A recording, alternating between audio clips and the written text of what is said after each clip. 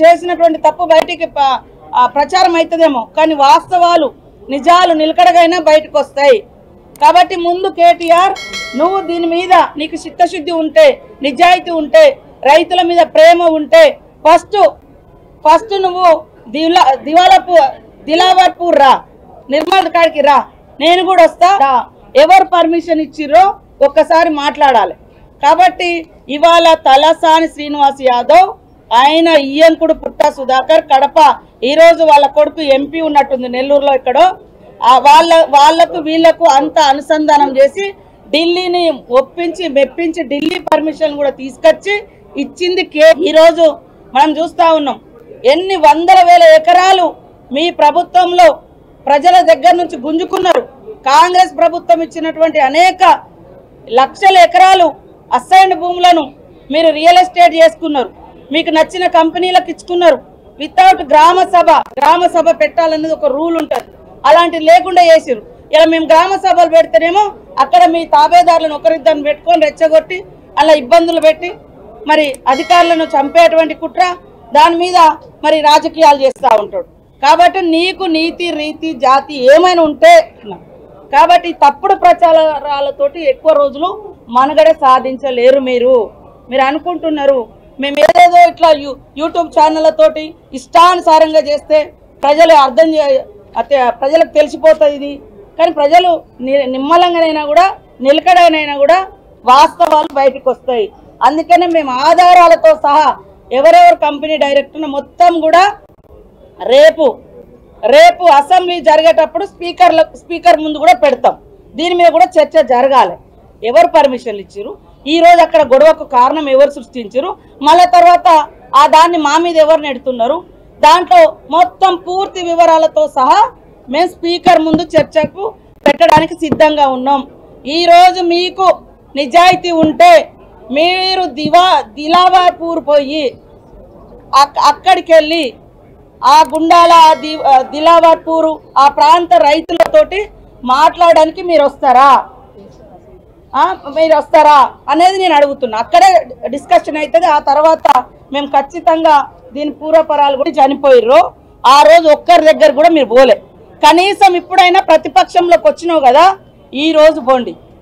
మొన్న వాంకడి ఘటనలో మా మంత్రులు నలుగురు ఫాలోఅప్ చేసినాం, నేను కూడా ఫాలోఅప్ చేసిన. మా దామోదర్ రాజనరసింహ గారు రెగ్యులర్గా అక్కడ హెల్త్ మినిస్టర్గా వారు ఉండి ఎప్పటికప్పుడు అందుబాటులో ఉన్నారు. ఇద్దరు మినిస్టర్లు అక్కడ చేసిండ్రు. ఇంకా మేము పోలే మా నలుగురు మినిస్టర్లు అక్కడ నిరంతరం చేసినాం. అదే కాకుండా 16 లక్షలు ఖర్చు పెట్టినాం అమ్మాయిని బతికించడం కోసం. మధ్యలో అమ్మాయి అంటే కొద్దిగా కోలుకున్న తర్వాత సడన్గా మరి హార్ట్ స్ట్రోక్ లాగా కార్డియాక్ అరెస్ట్ తోటి మళ్ళీ కోమాలోకి వెళ్ళిపోయి చనిపోవడం జరిగింది.